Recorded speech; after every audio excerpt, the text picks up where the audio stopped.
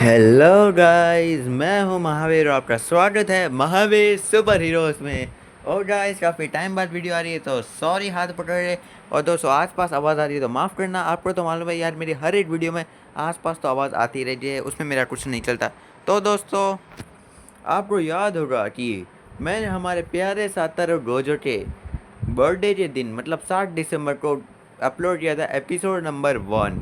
और फिर Gojo multiverse का आया एपिसोड नंबर 2 और 3। तो आज हम एक्सप्लेन करेंगे गोजो मल्टीवर्स का एपिसोड 4। तो शुरू करते हैं जी वीडियो। तो कहानी की शुरुआत में हमें न्यूयॉर्क का सीन दिखाया जाता है, जहाँ पे जो गोजो होता है वो अपने मन में सोचता है कि उसकी जो सिक्स साइज है वो उसके सामने वाले बंदा जो ग्रे हर्ट है उसकी पावर बहुत ज़्यादा है। ये बात गोजो अपनी सिक्स साइज से जान लेता है और गोजो थोड़ा इम्प्रेस भी होता है। और गोजो बोलता है तो तुम लड़ने के लिए तैयार हो जाओ, तुम जो भी हो। और तब ग्रे हर्ट बोलता है सुनो, मैं नहीं जानता तुम कौन हो, पर ये बात जान लो, मैंने जानबूझ से स्पाइडरमैन को नहीं मारा। वो मेरा कंट्रोल छूट गया था क्योंकि गिल्ट छोड़ो, तुम्हें कुछ समझ जाएगा। पर ये बात जान लो, अगर तुमने मेरे खिलाफ लड़ने की कोशिश की तो बहुत बुरी हालत होगी, तुम्हारे बाल सफ़ेद से लाल हो जाएंगे। और तब गोजो बोलता है हाँ वो तो देख लेंगे, पर उससे पहले मुझे स्पाइडरमैन को सही जगह पहुंचाने दो। स्पाइडरमैन मैं तुम्हें टेलीपोर्ट करके पास ही में जो हॉस्पिटल है वहाँ टेलीपोर्ट कर दूंगा। और स्पाइडरमैन बोलता है गोजो रुको, मुझे तुम्हें समझाने दो, तुम दो नहीं लड़ सकते। पहले सीन में जो है गोजो जो है वो स्पाइडरमैन को एक हॉस्पिटल के वहाँ टेलीपोर्ट कर देता है और स्पाइडरमैन वहीं पे बेहोश हो जाता है। और तब गोजो बोलता है तो हम कहाँ पे थे? ओ हाँ, मैं तुम्हारे पिछवाड़े में लात मारने वाला था। और तब ग्रे हर्ट बोलता है ऐसी बात है तो आ जाओ।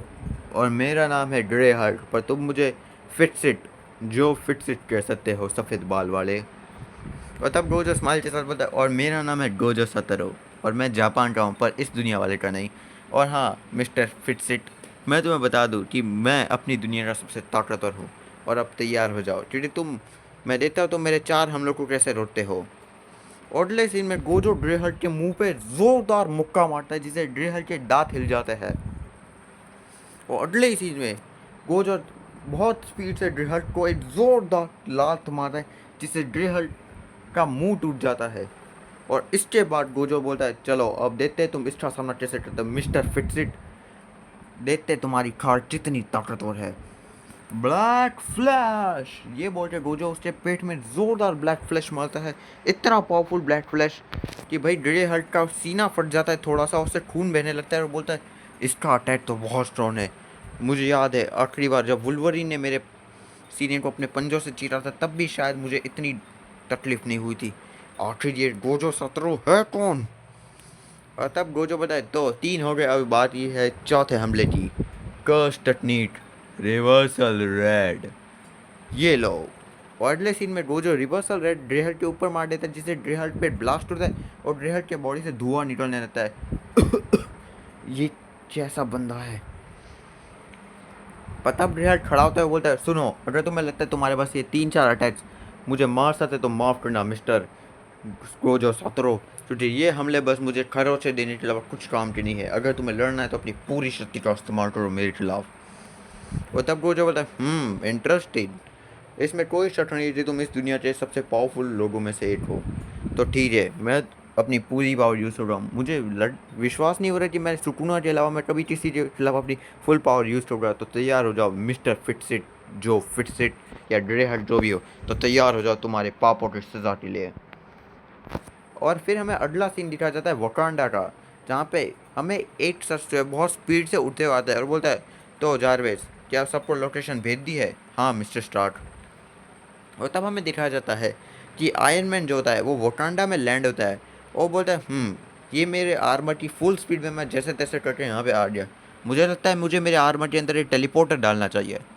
वैसे ये मेरा इससे मेरी सूट की शान तो ख़राब हो जाएगी, पर यह सिचुएशन के अनुसार अच्छा है। और तब आयरन मैन बोलता है तो क्या सब आ चुके हैं? और मुझे माफ़ करना मैं थोड़ा सा लेट हूँ। वैसे सच बताओ तो ये मीटिंग के बारे में बस 10 मिनट पहले ही फैसला हुआ था। और तब हमें उसके सामने बहुत सारे हीरोज़ दिखाए जाते हैं जैसे doctor Strange, Reed Richards, Charles Xavier यानी कि professor X, Black Bolt, Namor वगैरह। और आप लोग नहीं जानते तो मैं बता दूँ कि ये जो सारे सुपर हीरोज़ है ये अपनी अपनी जो है जगहों के बहुत बड़े महारथी है जी। और ये जब एक साथ आते हैं तो ये सीक्रेट सुपर हीरो टीम जिसका नाम इल्यूमिनाटी है वो बनती है, जो मार्वल में बहुत से सीक्रेट मिशंस करते हैं, पर इसके बारे में कुछ ही लोग जानते हैं जो इस टीम के मेंबर है। और आयरन मैन इसी टीम के 7 लोगों में से एक है। और फिर इस टीम का 7वां मेंबर ब्लैक पैंथर वहाँ पे आता है और वो बोलता है चिंता मत करो आयरन मैन, हम भी बस यहाँ 2 मिनट पहले ही पहुँचे हैं। तुम्हारे मैसेज को देखते ही मैं जल्दी यहाँ पे टेलीपोर्ट हो गया। थैंक यू डॉक्टर स्ट्रेंज, आपने मुझे यहाँ पे टेलीपोर्ट किया और बाकी लोगों को भी सही टाइम पे यहाँ पे टेलीपोर्ट करने में मदद की। तो क्या हम मीटिंग शुरू कर सकते हैं? और अगर मैं गलत नहीं हूँ तो तुमने और रिचर्ड्स ने ये मीटिंग इसलिए रखी है जिस बारे में मैं जानता हूँ शायद से। और तब आयरन मैन बोलता है हाँ, मैं आयरन मैन, तुम Black Panther, doctor Strange, Charles Xavier यानी कि प्रोफेसर जो एक्समैन के लीडर है, फैंटास्टिक फोर के लीडर मिस्टर रीड रिचर्ड्स हैं जी मिस्टर फैंटास्टिक, इनह्यूमन से किंग ब्लैक बोल्ट और समुद्र के राजा नेमोर, हम साथ यहाँ जमा हुए हैं क्योंकि इल्यूमिनाटी को दुनिया की मदद के लिए आना पड़ेगा। क्योंकि मुझे कुछ ही देर पहले मुझे जानकारी मिली थी कि न्यूयॉर्क में एक अनजान शख्स टेलीपोर्ट हुआ है और उस शख्स के बारे में ना कि मैं जानता हूँ ना रीड रिचर्ड्स, बल्कि डॉक्टर स्ट्रेंज जो है उन्होंने जब उसे दिमाग पढ़ने की कोशिश की थी तो डॉक्टर स्ट्रेंज को पता चला कि वो जो बंदा है उसके दिमाग के ऊपर कोई ऐसा जादू किया गया है जिससे उसके दिमाग के अंदर कोई भी नहीं घुस सकता, ना कि चार्ल्स जेवियर ना कि डॉक्टर स्ट्रेंज। इसलिए हम यहाँ पे बुलाया गया है। न्यूयॉर्क में बहुत भयानक होने वाला है और डॉक्टर स्ट्रेंज ने बोला था कि ये आने वाले खतरे की तैयारी है, तो हम सब यहाँ पे जमा हुए हैं। तो अब आप बताइए कि आपका क्या फ़ैसला होना चाहिए। और तब आयरन मैन बोलता है हम सभी हीरोज़ जो है वो बंदा दुश्मन है या दोस्त ये कोई नहीं जानता क्योंकि हम उससे दिमाग में नहीं घुस सकते, और वो जादू जो है वो बंदे ने नहीं किया है, ये शायद किसी और शक्ति ने किया है जो बहुत ताकतवर होगा। क्योंकि डॉक्टर स्ट्रेंज सॉर्सर सुप्रीम है और वो इतना पावरफुल जादूगर है फिर भी वो उस मंत्र को नहीं तोड़ पाया। तो मेरे अनुसार क्या हमें उस शख्स से बात करनी चाहिए? पता भी नेमो खड़ा होता है बोलता है नहीं, वो एक अनजान आदमी है। और मेरे अनुसार उप सॉरी सॉरी सॉरी सॉरी सारी दोस्तों, छोटे छोटे शहरों में छोटी छोटी मिस्टेक तो होती रहती है। और तब नेमो खड़ा होता है और बोलता है नहीं, वो एक अनजान इंसान है और हमें उससे लड़ना चाहिए। और तब आयरन मैन बोलता है पर हमें उससे लड़ने की ज़रूरत भी क्या है, मुझे नहीं लगता कि वो कोई बुरा इंसान है। और तब नेमो और बोलता है यही तो प्रॉब्लम की बात है कि तुम एक इंसान हो और मुझे इंसानों पे भरोसा नहीं है स्टार्क। और तब आयरन मैन बोलता है पर हम सब टीम तो है। पर नेमो बोलता है ये मेरी मजबूरी है क्योंकि अगर ये दुनिया में कभी कोई प्रॉब्लम आई थी तो इसमें मेरे समुंदर भी तबाह हो जाएंगे, इसलिए मैं तुम्हारे साथी बना हूँ, समझा आयरन मैन। और वैसे भी मुझे एक बात समझ नहीं आ रही है, तुम प्लांथर और वो रिचर्ड्स, तुम तो सबसे होशियार इंसान बोलते हो ना खुद को, तो तुम तीन कुछ क्यों नहीं करते? डॉक्टर स्ट्रेंज जो है वो बड़े से बड़े जादूगरों में से एक है, मैं इतना स्ट्रांग हूँ, ब्लैक बोल्ट अपने एक छोटी सी आवाज़ से ग्रहों को तबाह कर सकता है और चार्ल्स जेवियर किसी का भी माइंड कंट्रोल कर सकते हैं, तो हम इतने चिंता में क्यों है? हम जाते हैं और उसे अभी जाके मार क्यों नहीं देते?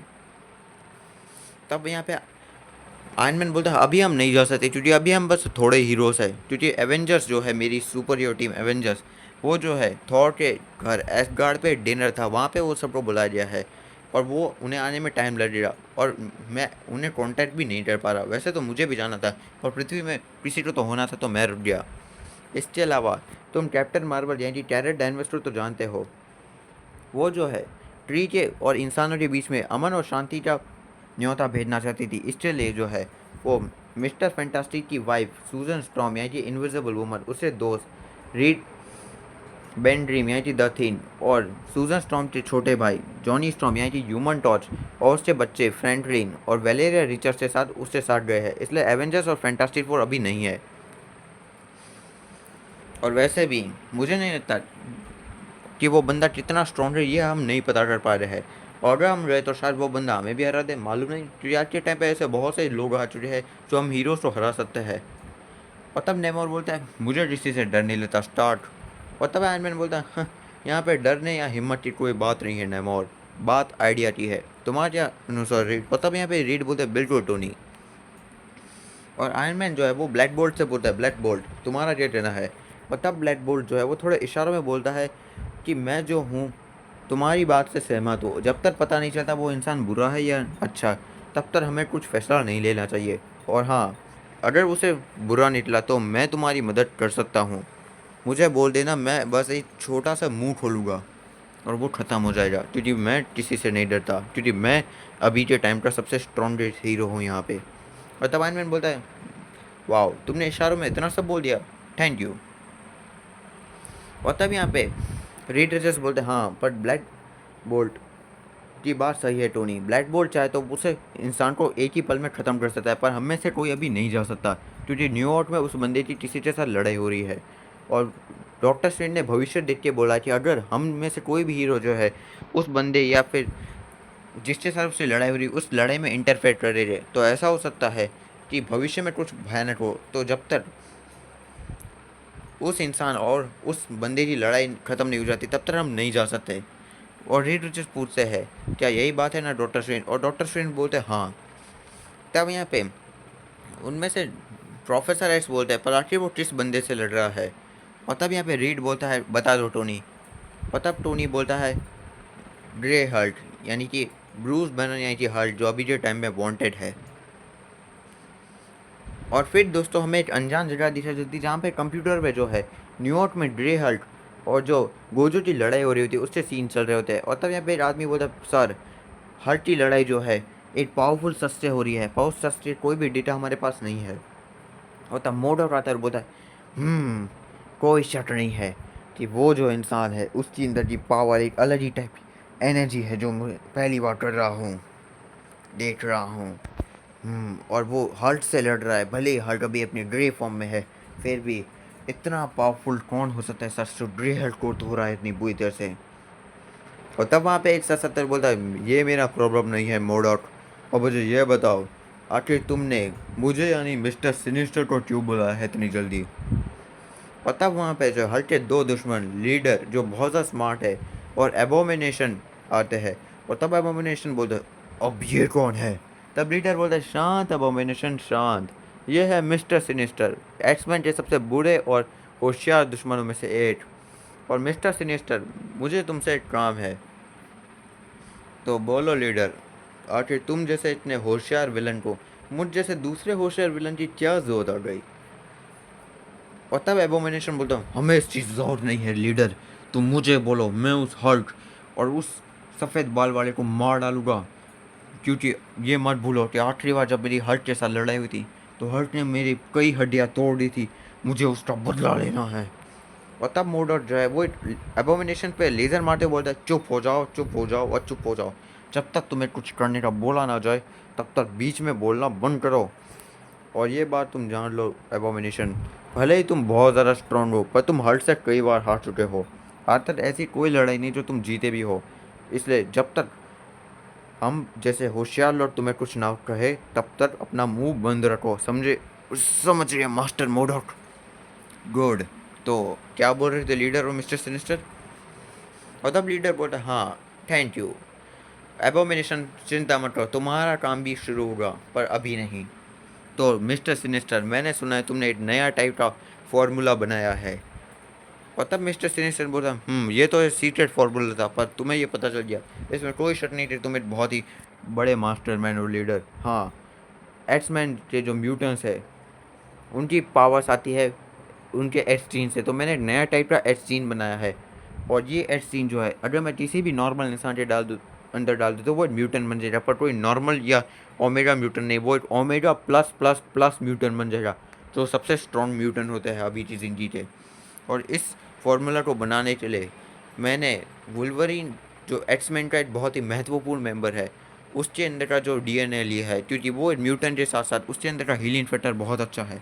और साथ में जब जगरनॉट की लड़ाई गॉड ऑफ थंडर थॉर के साथ हुई थी तो मैंने थॉर का जो एक खून वहाँ पे गिरा था उस खून को वुल्वरीन के डीएनए के साथ मिला के फार्मूला बनाया है। पर अभी मुश्किल की बात यह है कि अभी ऐसा कोई भी इंसान नहीं मिला है जो इस फार्मूला को अपने अंदर सहजे ज़िंदा बच सके। और तब लीडर बोलता है, मिल गया मिस्टर सिनिस्टर, मिल गया, एक ऐसा इंसान मिल चुका है जो इस फॉर्मूला के अंदर डालते ही ब्यूटन बन जाएगा जो हमारे लिए काम करेगा, और वो सबसे पहले हारेगा द इनक्रेडिबल हल्क को। ओह, मैं तुम्हारी बातें सुन रहा हूँ लीडर, मुझे बताओ क्या है तुम्हारा प्लान? और लीडर और मिस्टर सिनिस्टर प्लान बना रहे थे गोजो के ऊपर। और तभी हमें वापस से उसी जनरल मीटिंग का सीन दिखाया जाता है जो आपने एपिसोड 3 में देखी होगी, जहाँ पे एक जनरल बोल रहा है कि जनरल थंडरबोल्ट रॉस गुस्सा होकर चले जाए, और शायद उनका जाना सही भी है क्योंकि तुम्हारा प्लान बहुत भयानक है शीश। और तब शीश बोलता है वाह भाई वाह, मैं तो इस दुनिया को हर्ट से आज़ाद कर रहा हूँ और अब बोल रहे हैं कि मेरा प्लान बेकार है। और वैसे भी जनरल थंडरबोल्ट रॉस ने भी तो कई बार हल्क को मारने के लिए अपनी लिमिट क्रॉस की थी, जैसे वो विलन के साथ मिल गए थे। अब वो मैं इंजीनियर लीडर, वैसे मेरा प्लान अच्छा तो है, इसमें दुनिया तो बच जाएगी और हल्क तो ख़त्म होगा। पर तभी ये जनरल बोलता है तुम चाहते हो कि हम मैड टाइटन एक जेमनू के साथ हाथ मिलाए जो हल्क का एक दुश्मन तो है, पर तुम भूल रहे हो कि उसने इंसानियत को कई बार कंट्रोल करने की कोशिश की थी। तुम चाहते हो कि हम उसके साथ हाथ मिलाए, उसे उसे इस दुनिया के कई हिस्सों के ऊपर उसका अधिकार दे दे। और तुम चाहते हो कि हम हर को तबाह करने के लिए एक अलग मॉन्स्टर से मदद मांगे, जेमनू जैसे मॉन्स्टर के साथ सीरियसली। और तब शीश बोलता कम ऑन, वो जेमनू जो है उसे बस दुनिया के बस कुछ ही हिस्सों में जो है अब लोगों को अपना गुलाम बनाना है। और वैसे भी हमारे जो दुश्मन देश है हम उसी उन्हें दीजिए, और वैसे इससे ये फ़ायदा होगा हर्ट भी ख़त्म और जो हमारे दुश्मन देश है वो भी आज़ाद। और वैसे जेमनू जो है वो हर्ट को अंदर से तबाह कर सकता है। तो बताइए आपके पास किसी के पास कोई आइडिया है? और तब एक जनरल बोलता है ये भयानक तो है, पर सच बताओ तो इस फॉर्मूला ये जो आइडिया है ये काम आ सकता है। वैसे अगर हम जेमनू जो है हमारे कुछ दुश्मन देशों के ऊपर उसका अधिकार दे दे तो ऐसा हो सकता है कि हमारे दुश्मन भी खत्म और हर्ट भी तबाह और जेमनू भी खुश। और दूसरा बोलता है हाँ, पर जेमनू पे भरोसा किया जा सकता है क्या, वो एक विलन है मत भूलो।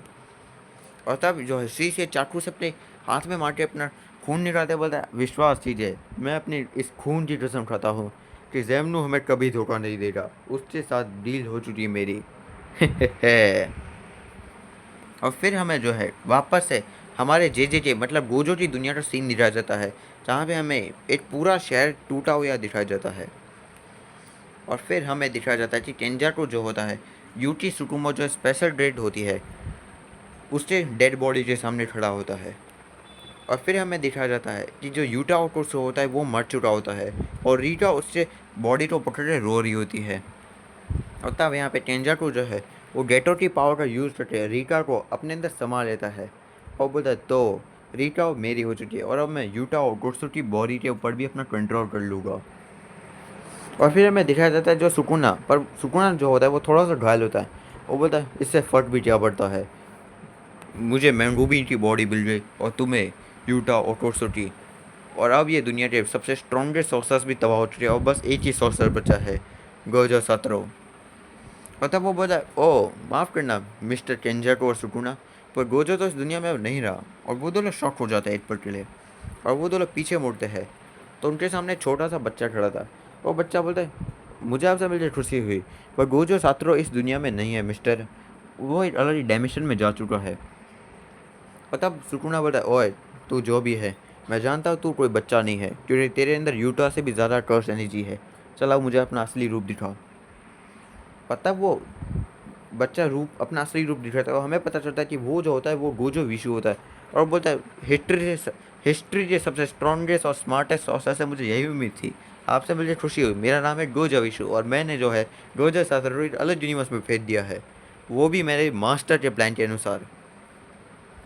और फिर हमें दिखा देता है शीश का सीन जो मीटिंग ख़त्म करने के बाद वो किसी अलग जगह टेलीपोर्ट हो चुका होता है। वो बोलता है ये मैं कहाँ पे आ गया।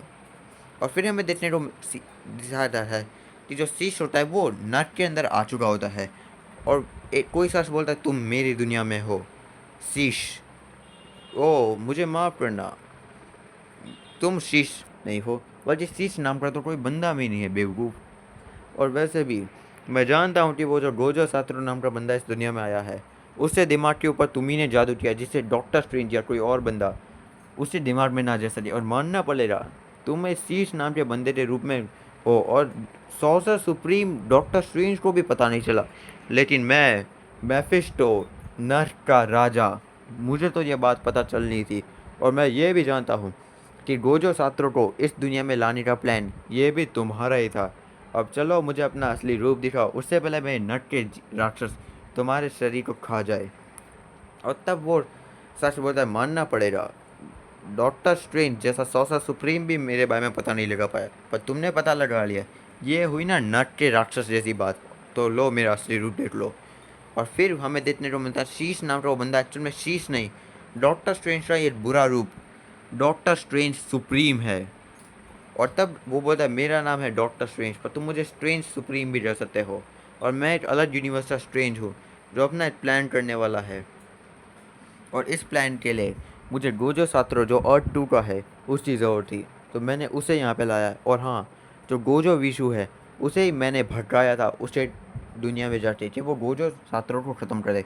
और मैं जानता था कि वो गोजो को कभी नहीं मार पाएगा, इसलिए मैंने उसे प्लान दिया कि अगर वो गोजो को ना मार पाए तो जिस यूनिवर्स में मैंने उसे बोला था उस यूनिवर्स में वो गोजो को भेज देगा, और फिर वो अपनी दुनिया से सुकुना और टेंजाकू नाम के दो लोगों के साथ हाथ मिला लेगा।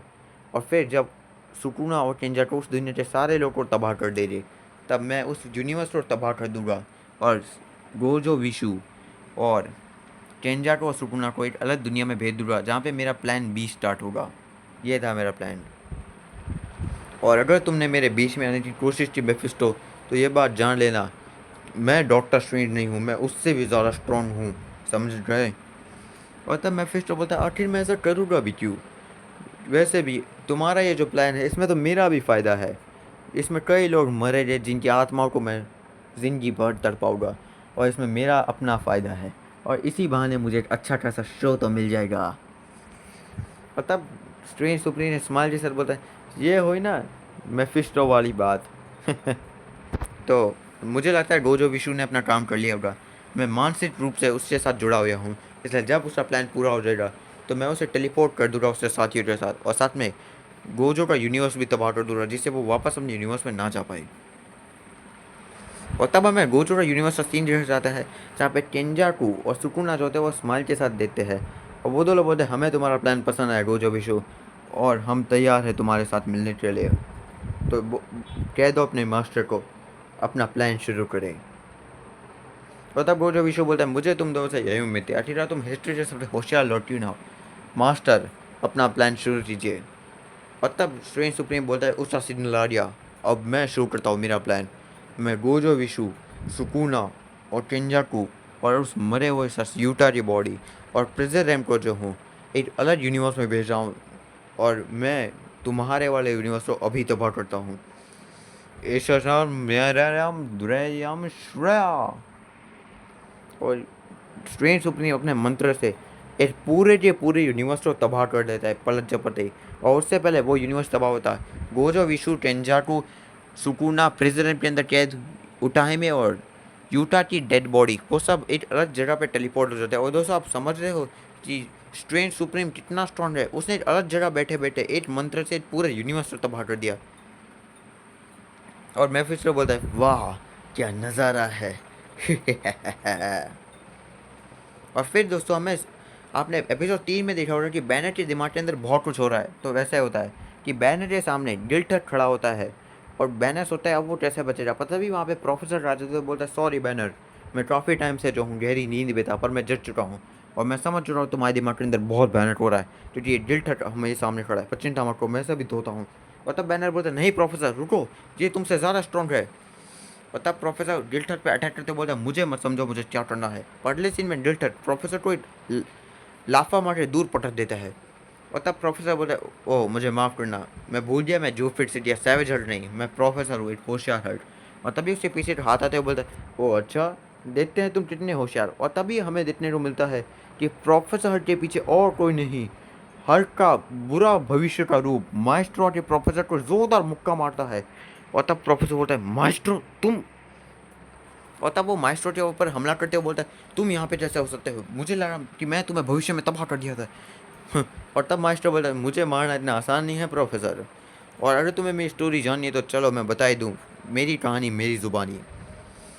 और तब प्रोफेसर बोलता है ये बहाने मरना बंद करो, मुझे बताओ तुम बैनर के माइंड के अंदर कैसे आए, तुम तो कोई पर्सनैलिटी भी नहीं हो। और तब यहाँ पे मास्टर बोलता है बिल्कुल मैं कोई पर्सनैलिटी नहीं हूँ, मैं पृथ्वी नंबर 9200 के एक बुढ़ा शक्तिशाली होशियार हर्ट हूँ। और चलो मैं तुम्हें बता दूँ कि मैं इस जगह आया कैसे, और गिल्ट हर्ट मेरा साथी है बेवकूफ़। याद है जब तुम मेरे वाले दुनिया में आए थे जहाँ मैंने सारे दुनिया के हीरोज़ को तबाह कर दिया था। Iron Man, Thor, Spider Man, Captain America, Avengers, Fantastic Four, इन सबको मैंने मार दिया और मैं खुद राजा बन गया। और तुम्हें ये देखा नहीं दिया, तुम्हें जो है मेरी दुनिया के लोगों को मुझसे आज़ाद करवाना जो था, तो तुमने मुझे समय में पीछे भेज दिया डॉक्टर डूम की टाइम मशीन से। उस समय में जब ब्रूस बैनर के ऊपर गामा बॉम्ब फटा और जब गामा बॉम्ब से ब्रूस बैनर हल्क बन रहा था पहली बार, तभी मैं भी तबाह हो गया। पर मैं मरने के बाद मैं उसी जगह पे आत्मा के रूप में ज़िंदा था और मैं किसी तरह तुम्हारे माइंड के अंदर आ गया। और वहाँ जाके मुझे पता चला कि तुम्हारे अंदर बैनर के माइंड के अंदर प्रोफेसर हल्क, जो फिट से आई थी डी हल्क और सैवेज हल्क की 3 पर्सनैलिटीज एग्जिस्ट करती है। और मैं उनसे छुप के माइंड के अंदर रहा ताकि मैं कुछ प्लान बना सकूँ। पर तभी मुझे पता चला कि इस माइंड के अंदर कोई एक बहुत ही पावरफुल एंटिटी है जो वापस सर उठा रही थी। और वो था गिल्ट हट, जिसने मुझे पहली बार देख के मेरे ऊपर अटैक किया और मैंने भी उससे लड़ने की कोशिश की, पर वो बहुत स्ट्रॉन्ग था। उसने अपने मुंह से आग निकाली और मुझे जला के राख कर दिया, पर उसने मुझे मारा नहीं। वो मेरे हील होने तक वेट करता रहा। और जब मैं हील हो गया तब मैं शॉक रह गया कि गिल्टहट ने मुझे मारा क्यों नहीं। मैं समझ गया कि उसके पास कोई प्लान था। और तब उस दिन गिल्टहट और मैं, माइस्ट्रो, हम दोनों पार्टनर्स बन गए और हमारा मकसद एक ही था। तो हमने अपना प्लान शुरू कर दिया। तुम्हें पता भी नहीं चला कि तुम्हारे दिमाग के अंदर तुम्हारे 2 पर्सनैलिटीज़ आज़ाद है घूम रहे थे। और फिर हमें पता चला जो फिर से सैवेज हल्क और प्रोफेसर हल्क के बारे में। तो हमने जो है तुम्हें बिना पता लगे हमने सैवेज हल्क को मैनिपुलेट किया, जिससे कारण सैवेज हल्क इतना गुस्सा हो गया कि उसने एक पूरे के पूरे शहर को तबाह कर दिया। और ये हमारा ही प्लान था। हम तुम्हें अंदर से तबाह कर रहे थे जिससे मैं और गिल्टहट तुम्हारे दिमाग को काबू कर सके। और तब प्रोफेसर बोलता है ये नहीं हो सकता। और तब माइस्ट्रो से अटैक कर होते बोलता है ये हो चुका है बेवकूफ़, और तुम हमें कभी नहीं रोक पाओगे क्योंकि तुम कमज़ोर हो। और ये बोलते उसे ज़ोरदार मुक्का मारता है। और तब प्रोफेसर बोलता है मैं तुम्हें हर हार में रुकूंगा। और तब माइस्ट्रो बोलता है तुम तो कोई हर्ट भी नहीं हो बेवकूफ़, तुम तो बस एक कमज़ोर से बेवकूफ़ से लोग हो जो तुम्हें लगता है कि तुम बैनर से होशियार हो, सैवेज से स्ट्रॉन्ग हो और फिट से चालाक हो, पर ये गलत है बेवकूफ़। और तब गिल्टहट बोलता है प्रोफेसर माइस्ट्रो सही बोल रहा है, तुम तो बस एक कचरा हो। हम जानते हैं कि जब बैनर के माइंड के अंदर बस ब्रूस बैनर, सैवेज हल्क और ग्रे हल्क की पर्सनैलिटी थी, तब लियोनार्ड सैमसन जो है उसने तुम तीनों की पर्सनैलिटीज के छोटे छोटे पार्ट्स को मिला के तुम्हें बनाया था प्रोफेसर। पर सच बताओ तो तुम कोई ब्रूस बैन के अपडेटेड वर्जन नहीं, तुम तो एक बेकार से एक एक्सपेरिमेंट फ्यूजन हल्क से ज़्यादा कुछ नहीं हो। तुम्हें याद है, तुम्हें लगता है कि तुम बैनर से ज़्यादा बेटर हो, पर ये गलत है। ब्रूस बैनर एक मॉन्स्टर था, इसलिए उसका बाप उसे मारता था, और कि जब उसकी माँ उसे बचानी थी तो उसकी माँ को भी वो मारने लगा, जिसके कारण बैनर के कारण ही उसके बाप ने उसकी माँ को मारा। और फिर आगे आगे बैनर ने बदला लिया अपनी माँ का, अपने पिता को कब्रिस्तान में मार के। और तुमने बेटी से शादी की, और बेटी जो तुमसे प्यार करती थी, पर उसकी ज़िंदगी भी तुम्हारे रानी बर्बाद हुई क्योंकि तुम्हारे दुश्मन एबोमिनेशन ने बेटी को मार डाला। और वो मरी किसके कारण? तुम्हारे कारण, क्योंकि वो तुम्हारी पत्नी थी। वो एबोमिनेशन तुम्हारा दुश्मन था बैनर। तुम खुद को एक हीरो मानते हो, पर तुमने कई बार हीरो से ज़्यादा विलन के काम किए हैं। तुमने कई बार हीरोज़ के साथ लड़ाई की, कई शहर तबाह किए, क्योंकि तुम सब मॉन्स्टर्स हो। और प्रोफेसर तुम सबसे बड़े लल्लू हो यहाँ पे, सबसे बड़े लल्लू, सबसे बड़े लल्लू, सबसे बड़े लल्लू। और तब प्रोफेसर बोलता चुप हो जाओ, चुप हो जाओ, चुप हो जाओ। और वो धीरे धीरे गुस्सा होने लगता है। अगले सीन में प्रोफेसर जो है वो ट्रांसफॉर्म हो जाता है सैवेज बैनर, मतलब बैनर के फॉर्म में आ जाता है। और बैनर बोलता है नहीं, सैवेज हल्क जितना ज़्यादा गुस्सा होता है वो और स्ट्रॉन्ग बनता है। पर वहीं प्रोफेसर सैवेज हल्क का उल्टा है, वो जितना ज़्यादा गुस्सा होता है वो उतना ज़्यादा कमज़ोर हो जाता है। अगले सीन में जो है बैनर बोलता है सैवेज बैनर को, सैवेज बैनर जल्दी भागो यहाँ से, उससे पहले ये दुल्हन हमें तबाह कर दे। और तब सैवेज बैनर बोलता है प्यूनी बैनर हल्क को नहीं बताया कि हल्क को क्या करना है, हल्क अपनी मर्जी से भागेगा। और वो दोनों वहाँ से भागने लगते हैं। और तब माइस्ट्रो बोलता है वो तो भाग रहे हैं। तब यहाँ पे गिल्टहट बोलता है भागने दो, वैसे भी वो 2 कमज़ोर बैनर्स क्या ही उखाड़ लीजिए हमारा, चलो अब हमारा प्लान शुरू करते हैं। और तब माइस्ट्रो बोलता है तुम सही बोल रहे हो पार्टनर। और तब बैनर एक अलग जगह पे पहुंच जाता है। और बैनर जो है वो सैवेज बैनर को बोलता है सैवेज बैनर जल्दी शांत हो जाओ, अगर तुम शांत हो जाओगे तो तुम वापस से प्रोफेसर बन जाओगे। और सैवेज बैनर बोलता है नहीं, क्यों नहीं बैनर हल्क को नहीं बताएगा कि वो कब शांत होगा। और हल्क को शांत नहीं होना है। और तब यहाँ पे वो दोनों किसी चीज़ की तरफ देखते हैं और सैवेज बैनर बोलता है ये क्या चीज़ है प्यूनी बैनर। और तब यहाँ पे बैनर बोलता है ये वो है। और तब हमें दिखाया जाता है कि सामने दरवाज़ा था जो अचानक ही खटखटा रहा होता है बहुत अंदर से। और तब यहाँ पे सैवेज बैनर बोलता है ये क्या चीज़ है। सैवेज बैनर को गुस्सा आ रहा है। और तब यहाँ पे बैनर बताता है कि जब प्रोफेसर हल्क की पर्सनैलिटी एक्टिव नहीं हुई थी, तब यहाँ पे जब सैवेज हल्क की पर्सनैलिटी आउट ऑफ कंट्रोल हो गई थी, तब मैंने और जो फिर से यहाँ की ग्रे हल्क ने एक साथ मिलकर सैवेज हल्क को अंदर बंद कर दिया था।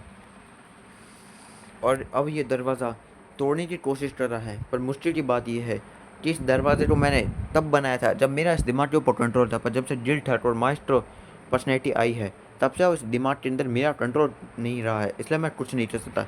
और तब सैवेज बैनर बोलता है तो सबसे स्ट्रॉन्ग वाला हल्क अंदर है। कितनी शर्म की बात है। और जो फिर से बाहर है, पर हल्क गुस्सा है। और तब सैवेज हल्क बोलता है मुझे बाहर निकालो वरना मैं तोड़ूंगा इस दरवाजे को। और तब सैवेज बैनर भी दूसरी बाजू से दरवाजे पे खटखट करने लगता है और बोलता है चुप हो जाओ तुम बेवकूफ़। और तब यहाँ पे सैवेज हल्क बोलता है सैवेज बैनर को कि सुनो तुम नकली हल्क, असली हल्क को बाहर आने दो वरना ये दरवाज़ा तोड़ दे रहा हो। तब सैवेज बैनर बोलता है नकली हल्क किसे बोला बेवकूफ़। और तब बैनर अपना सर पकड़ के बोलता है नहीं नहीं नहीं नहीं, जो फिर से अभी दिमाग के अंदर नहीं है। प्रोफेसर जो है वो सैवेज बैनर बन चुका है, सैवेज हल्क कैद है, माइस्ट्रो गिल्टर आज़ाद है और मेरा दिमाग के ऊपर कंट्रोल नहीं है। मैं फंस चुका हूँ पूरी तरीके से और भगवान ही मुझे बचा सकता है। और फिर हमें गुफा का सीन दिखाया जाता है जिस गुफा के अंदर कुछ होता है। और तब हमें दिखाया जाता है कि कोई शख्स उस गुफा के अंदर जा रहा होता है। और तब हमें देखने को मिलता है कि उस गुफा के अंदर कई हज़ारों हर्ट्स बर्फ़ के अंदर बंद थे। और तब कोई परछाई जो है एक जंजीरों में बंधे किसी शख्स से पास जाता है कोई शख्स और बोलता है तो तुम शायद पता चल ही गया होगा कि जो फिटसिट है वो किसी अनजान शख्स से लड़ रहा है। बैनर फंस चुका है, प्रोफेसर सैवेज बैनर बन चुका है, सैवेज हल्क कैद है और वो माइस्ट्रो और गिल्टर टीम बना चुके हैं। अब हम क्या करें। तो वो शख्स बोलता है चिंता मत करो मेरे दोस्त, उन सबको जितना खेलना है खेलने दो, एक बार हम इस यहाँ से आज़ाद हो गए तो हम बैनर, प्रोफेसर, सैवेज हल्क और जो फिर से तो बचा देगा उन दोनों को तबाह कर देगा और फिर इस बॉडी पे हमारा कंट्रोल होगा। और तब हमें देखने को मिलता है ये और कोई नहीं, ये ग्रीन स्टार और डेविल हल्क होते हैं। और ग्रीन स्टार बोलता है और एक बार बैनर की बॉडी पे हम दोनों का कंट्रोल हुआ। तब डेविल हल्क बोलता है हम दोनों मिल के इस पूरी दुनिया को तबाह कर देंगे।